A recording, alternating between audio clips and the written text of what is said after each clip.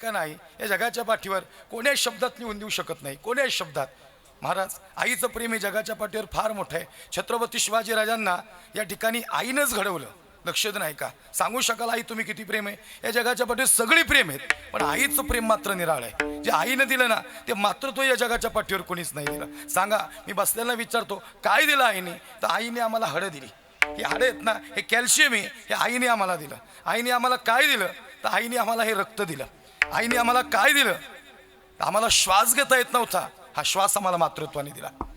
या जगाच्या पाठीवर सगळे प्रेम आहेत, पण ती बाजूला आहेत. आणि आईचं प्रेम एका बाजूला आहेत. जन हे सुखाचे दिल्या घेतल्यांचे अंतकाळीचे नाही रे कोणी. हा, पांढरीच्या लावलं. बाकीची प्रेम आहेत पण स्वार्थापोटी आहेत, पण आई लेकरावर स्वार्थापोटी प्रेम नाही करत. इथं बसलेल्या कोणी आईला विचारा, ज्या घरात आई जिवंत आहे ना त्या घराचा दरवाजा कधीच वाजवायला लागत नाही. म्हातारीला आधीच माहिती पोरग कधी येणार आहे. आज आमच्या या संजूभाऊ, राजूभाऊ, बाळूभाऊ तुम्हाला सगळ्यांना आई आठवली ना? जाऊ दे, 2 वर्ष झालेत आई जाऊन, हे द्वितीय पुण्यस्मरण आहे. पण आज जरी आईची म्हातारी या शब्दाला त्यागाच आहे बरं का. पोरं म्हणतात, हाय माझी म्हातारी घरी बसली, मी घरी गेल्यावर मला जेवण करीन. आम्ही सगळी लेकरं रात्री 2 वाजता गेलो ना, आमची आई धाडकन उठतीन, 2 वाजता पीठ घेऊन भाकरी टाकते लगेच. आईला म्हणलं, आई अरे जेवण आलोय. नाही रे बाबा, तू घरी आल्याशिवाय चैनच नाही पडत. अरे लई दगदग करतो र सगळ्या. मी माझीच आई नाही सांगत, तिथं बसलेल्या कोणाची सांगतो. काहीची आई जिवंत असेल, काहीची आई गेली असेल. गड्या जगाच्या पाठीवर असं व्यक्तिमत्व नाही. रात्री 2 वाजता पिठाचा धाबा उघडला, भाकरी टाकून दिली, पुत्राची वार्ता आणि शुभाहिके जेवी माता. आमची शुभ वार्ता ऐकली आणि आई लई समाधान पावती. अहो दरवाजाच वाजवायला लागला नाही. पोरग यायच्या आधीच बाहेरची लाईट लावून मोकळी असती, तिला माहिती कवा येणारी पोरग. आणि लेकरू आलं नाही ना, हे म्हाताऱ्याला लई परेशान करते. अहो बघा की फोन करा, सकाळपासून गेलाय. म्हातारं शाश्वत जीवन जगणार आहे. ते म्हणतात अरे येईन ते कुठं जाणार आहे? अहो तसं नाही हो, काळजाचा तुकडा आहे माझ्या, तुम्हाला नाही कळायचं. खरं सांगू का, हे आमच्या सगळ्या राजूभाऊ, संजूभाऊ, तुम्हाला काय आवडतं नाही तुमच्या आईला माहिती बरं का. तिच्या हाताची भाजीची चव आता परत नाही बरं का. आता किती जरी प्रयत्न केला ना तरी पडद्याआड गेलेली माणसं परत येत नाहीत. एकदा पडद्याआड गेल्यानंतर फार वेगळं प्रेम केलं आम्हाला. तिने कॅल्शियम दिलं, आम्हाला रक्त दिलं. आम्ही अशी आई बघितली, 9 महिने 9 दिवस झालं.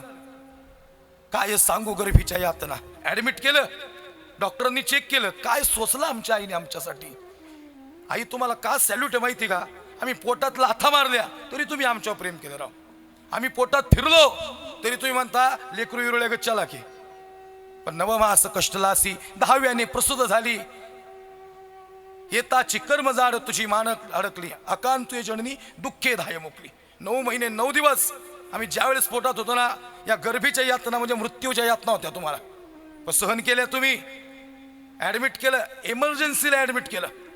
डॉक्टर म्हणले परिवारातला कोणीतरी मोठा व्यक्ती पाहिजे. पतीला बोलवलं, भयानक कंडिशन आहे, ही परिस्थिती चांगली नाही. एक तर आई तरी जगल, नाही तर बाळ तरी जगल. फॉर्मवर सही केली पतीने, बाळाचं काय बी उद्यात, पण बाळाच्या आईला धक्का लागून देऊ नका. ज्यावेळेस डॉक्टर प्रक्रिया करण्यासाठी आले ऑपरेशन, आणि आईला म्हणतात आई परिस्थिती चांगली नाही बाबा, शेवटचं बोलतो तुझ्याशी एकदा, एक तर तू तरी जगणार आहेस, नाही तर बाळ तरी जगणार आहे. आई म्हणते डॉक्टर, अब आईला विचारतात का आई का बाळ? 9 महिने इथं ठेवले, बालकाचे चाली माता जाणून पाऊल घाली, तैसे संत जगी क्रिया करून लावी ती अंगी. मातेची ह्याची ती अवघी बालकाची व्याप्ती. आई अरे असं नाही बाबा, मी विचारलंच तुला. आई म्हणते डॉक्टर अरे माझं काय बी उद्यात, माझ्या बाळाला धक्का लावू नका बघा. वेलुरकर गुरुजी डॉक्टरांनी ऑपरेशन केलं आणि हसतमुखानं इकडं आले. आईला म्हणतात आई काय सकारात्मक ऊर्जा तुझी, तू बी जगली आणि तुझं लेकरू बी जगलं. लेकुराचे हित वाहे किंवा जाणे माऊलीचे चित्त, आईशी कळवळ्याची जाती करी लाभ हवीने प्रीती. काय प्रेम आहे हृदयात, एक आगळं वेगळं प्रेम आईच्या हृदयात. म्हणून मी काय सांगितलं, किती वाजता बी लेकरू येऊ द्या, आई जागी असते. आणि मोठं वाक्य बोलू का, या आजूबाजूच्या सगळ्या गाड्या आहेत ना सदानंद बाबा, या सगळ्या गाड्यांचं जरी फायरिंग कमी जास्त झालं, कदाचित गाडीचं फायरिंग कमी जास्त झालं, मेकॅनिकल इंजिनियरला कळणार नाही. पण दादा घरासमोर किती बी गाड्या जाऊ द्यात, गाडीच्या आवाजावरून आपल्याच पोराची गाडी आहे ओळखणारी इंजिनियर म्हणजे आई आहे. अहो गाडीच्या आवाजावरून नुसतं हॉर्न वाजला की मग ती माझा बाबा आला, धाडकन म्हातारी उठतील लगेच बाहेर अंगणात तिथे.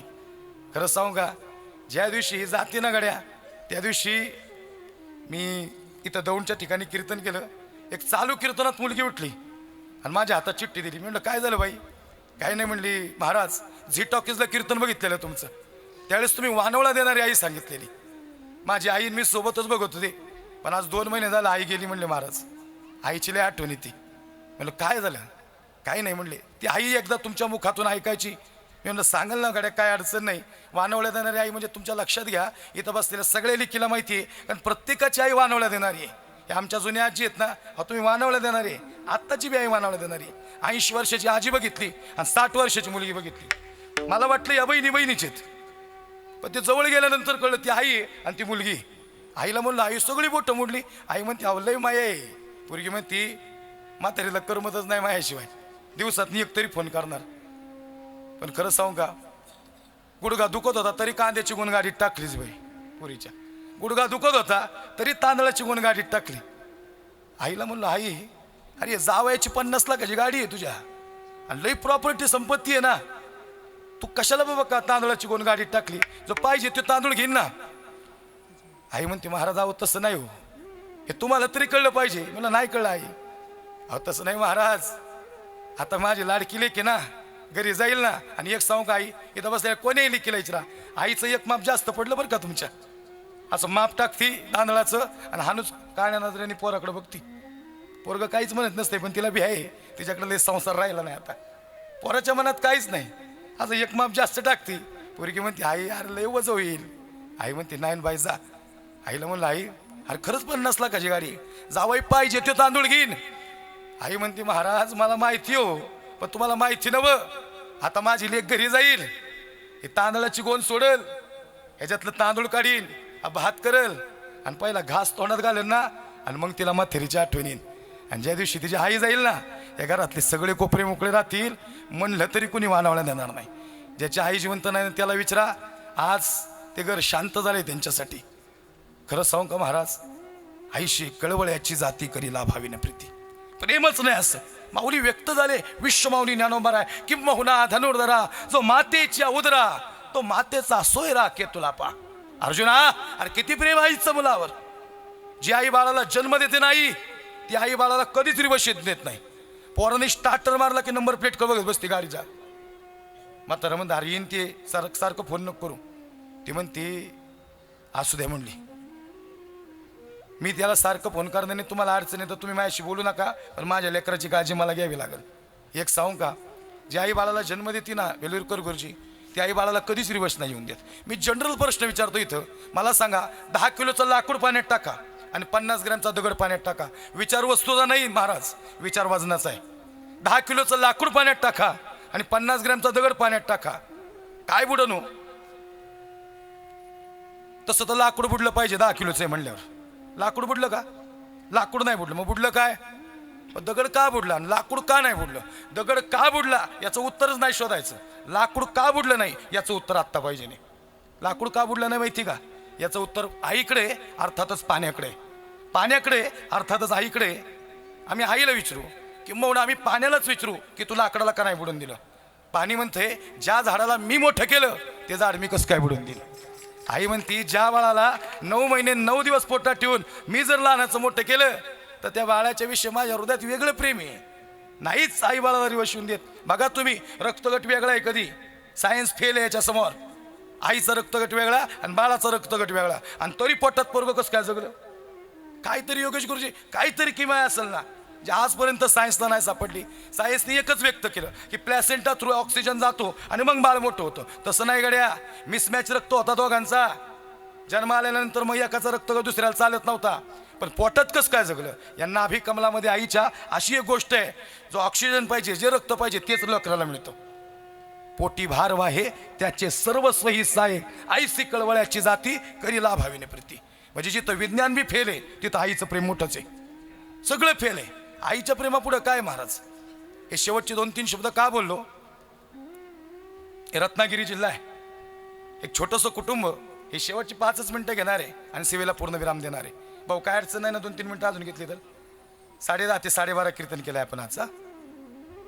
बेलूरकर गुरुजी माफी मागून थोडंसं कीर्तन वाढले. सांगायचं तात्पर्य सदानंद महाराज, मी एक एक प्रसंग सांगताना आमच्या आईच्या डोळ्यात पाणी नाही, आम्ही पोरांच्या बी डोळ्यात पाणी. त्यांना दुःख झाले त्यांची म्हातारी गेल्याची.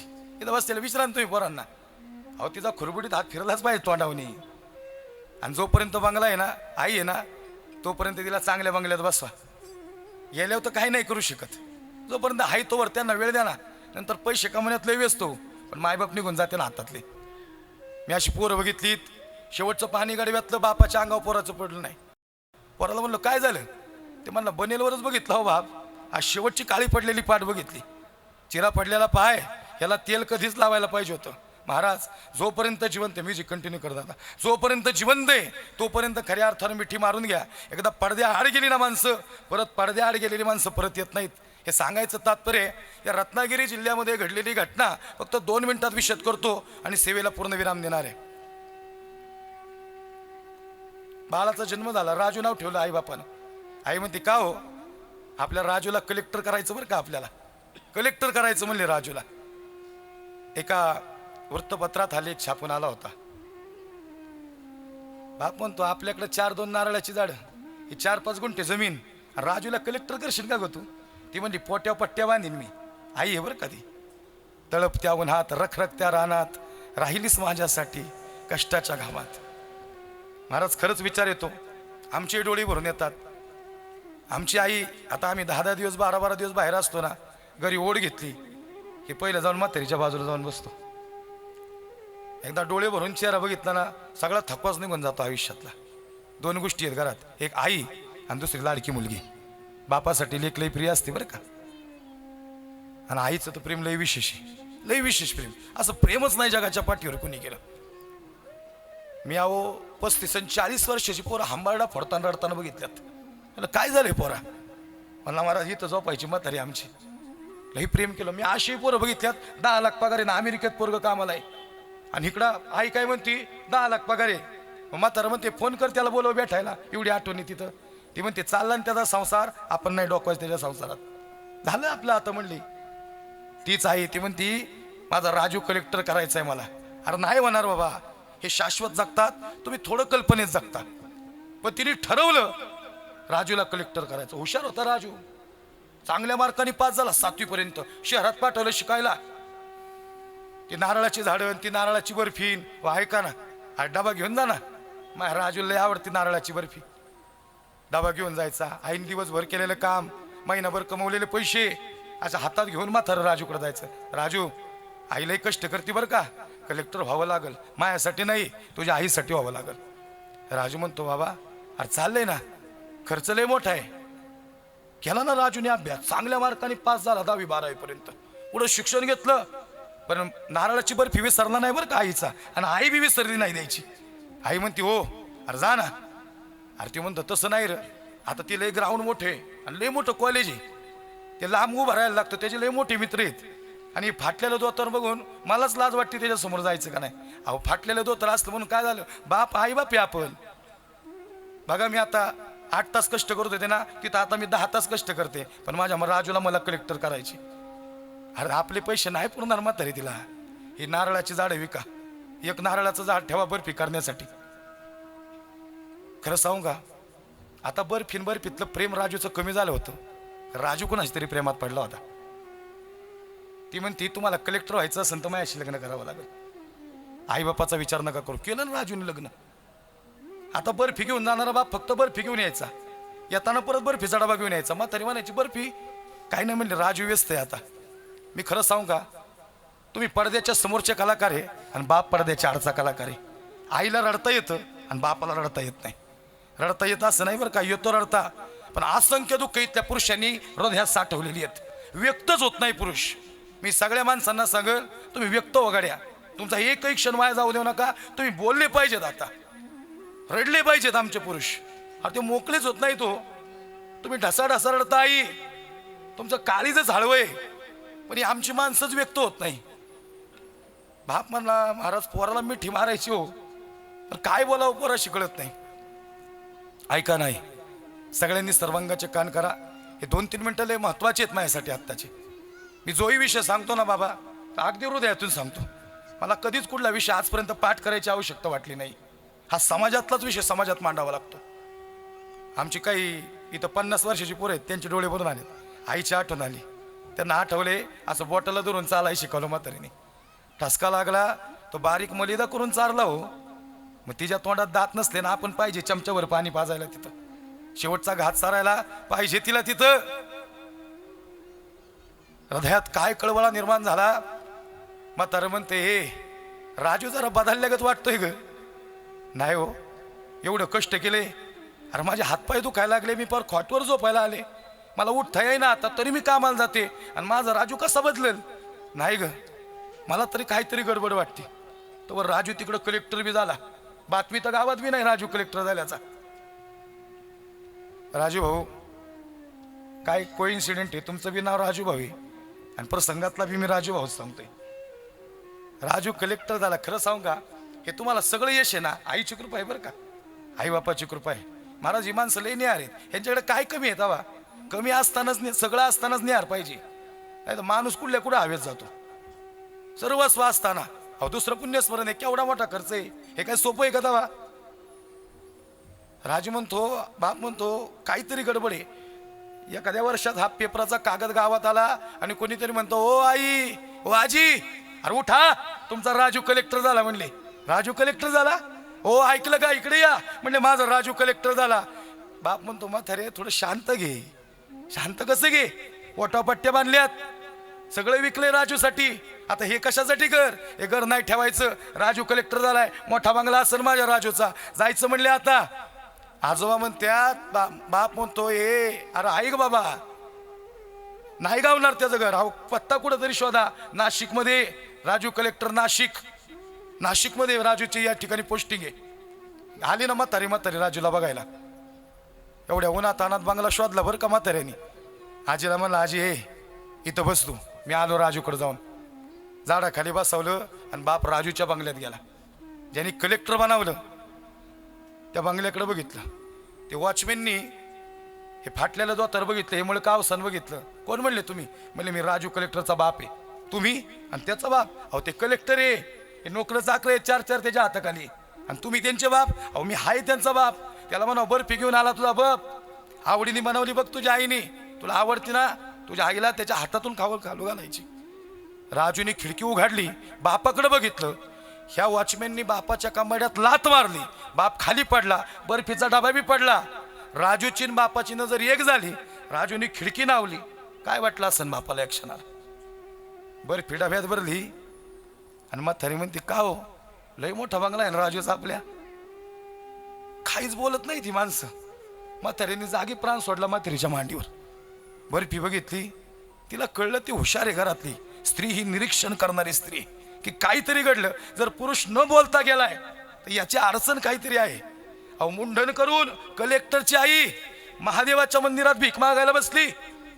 केले कर्म झाले, तेच भोग आले आणि उपजले मेले आयुष्य किती. राजूला बी मुलगा झाला. आणि ते राजूची बायको म्हणते, का हो, इथं आपण दर्शनाला आलो, इथं कुणीतरी मोलकिरीन भेटेल का आपल्याला, जे आपल्या बाळाला समळन. आता मला सांगा, राजूचा आवाज आला आणि आईने जर पोराचा आवाज नाही ओळखला, ती आई कोण मग?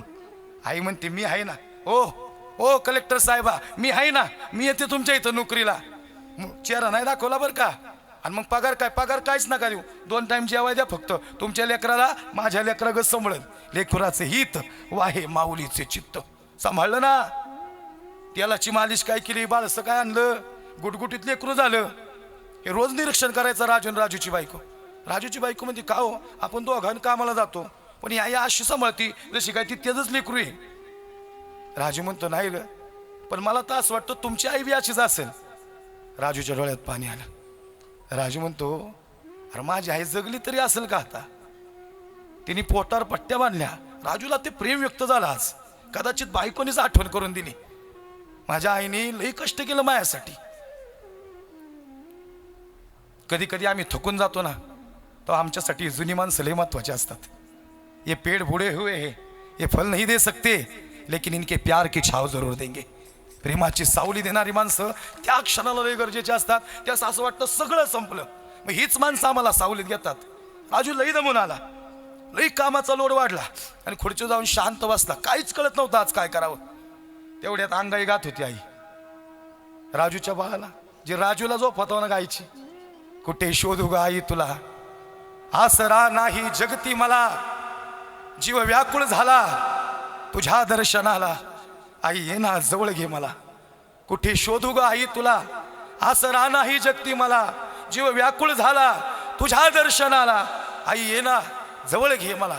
धाडकन राजू खुर्चीहून कोसळला आणि जाऊन पहिले म्हातारीचे पाय धरले आणि आजीला विचारतो, आजी डोक्याला पदर काढा आणि सांग आता कोण आहेस. आजीचा चेहरा बघितला आणि मग म्हणला, मी लहान होतो तेव्हा हीच अंगाई माझी आई गायची. आणि मग चेहरा बघितला आवाज वळखला, म्हणजे आई तू कशी काय इथं. आई म्हणली, राजू अरे कवाच कळलं पाहिजे होतं रे. म्हणजे कलेक्टरची आई कलेक्टरच्या घरात मोलकरीण राहते, पोटी भार वाहे त्याचे सर्वस्व हिस्सा आहे, आईसी कळवळ्याची जाती आणि करी लाभाविने प्रीती.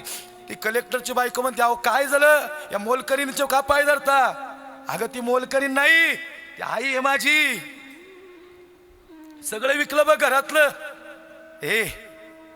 ती खोबऱ्याची बर्फी आठवती बरं का म्हातारी तुझी, त्याच्यावरच कलेक्टर झालोय आज.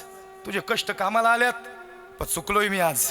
याच्यानंतर कुठलाच पोरगा नाही चुकला पाहिजे. नाही कोरा कागद घेतला आणि त्या क्षणाला आईसाठी राजूने कलेक्टर पदाचा राजीनामा दिला. लेकुराचे हित वाहे माऊलीचे चित्त. जर मी चुकलो, येणाऱ्या पिढीत असा कुणी चुकावा नाही. आणि आई माझ्यासाठी कलेक्टर पद महत्वाचं नाही, माझ्यासाठी तू कष्ट केलेलं लय महत्वाचं आहे. आईच्या कष्टाचं फळ मिळालं होतं, पण राजूने आईसाठी कलेक्टर पदाचा राजीनामा दिला. येणाऱ्या पिढीने आदर्श घ्यावा या गोष्टीचा महाराज. ही गोष्ट काल्पनिक नाही, ही गोष्ट खरं घडलेली आहे. लोक म्हणतात, महाराज अरे तुमचे डोळे का भरून येतात, आम्ही बी लेकरं आहेत, आम्हाला आठवती नाही. हा प्रसंग सांगताना ती आजी आठवली, खुश झालेली. पण पोराला मानलं पाहिजे. तुम्ही द्वितीय पुण्यस्मरणापर्यंत हा कार्यक्रम आणला, या सगळ्या परिवाराचं हृदयातून धन्यवाद आहे. या आईला भावपूर्ण अशी आदरांजली व्यक्त करतो. बोलताना काही वाणीतून चुकला असेल, एखादा शब्द गेला असेल, हृदयातून माफी मागेल. मी अखंड महाराष्ट्रभर अनेक ठिकाणी राज्यभर कीर्तन करत असताना कधी शिवबाराजे म्हणतो, कधी शंभूराजे म्हणतो, परत कधी आलो तर त्यांच्याही जीवनातली आई तुमच्यासमोर उभी करेल. फार संघर्षानं राजेंनी छत्रपतीपद घेतलं, भूषण केलं, 32 मनाच्या सिंहासनावर बसले. पण हे सगळं 32 मनाचं सिंहासन महाराज म्हणतात माझ्या आईमुळं मला मिळालं, माझ्या आईमुळं मी आज छत्रपती झालो. लेकुराचे हित वाहे माऊलीचे चित्त. धर्मवीर शंभूराजे झुकले नाही शेवटपर्यंत. शंभूराजांना कवी कलश म्हणतो, राजे का झुकले नाहीत. राजे म्हणतात, कारण माझी आई म्हणती माझा संभाजी छावा आहे, आणि आज जर छावा झुकला तर आपला हिंदू धर्म संपला. धर्माचे पालन करणे पाखंड खंडन, हेच आम्हा करणे काम आणि बीज वाढवावे नाम. लेकुराचे हित वाहे माऊलीचे चित्त, आईशे कळवळ्याची जात करी लाभावीन प्रीती. वारकरी संप्रदायावर एक छोटंसं भजन घेऊ, राहिल्या वेळेत दुसरं भजन घेऊ. सेवेला पूर्ण विराम देऊ. विठोबा रखुमाई